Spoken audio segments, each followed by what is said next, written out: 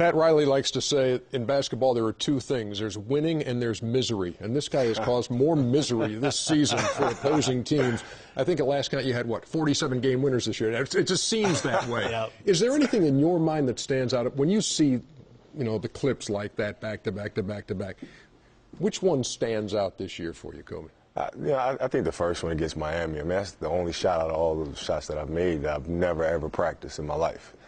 So it was just a pure lucky horse shot, and it just went in for me. Yeah, you said afterward that's probably the luckiest shot you've ever taken and made. But take me through the thought process when you're in that situation. Well, I mean, you're really just trying to read the defense and seeing what's going on, seeing what they're going to give you. And did you call bank? Actually, I can only bank it because D. Wade's hand was sitting right there. So the only thing I could do is put it up high enough. Make sure you got it out. Right. I mean, that's the only thing I could do.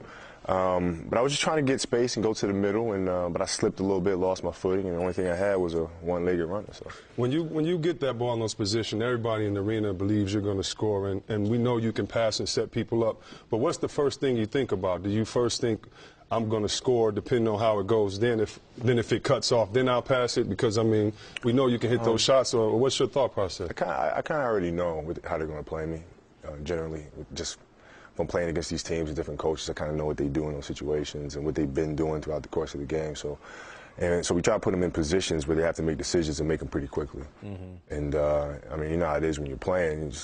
You got a second to make a decision. Do I go? Do I not go?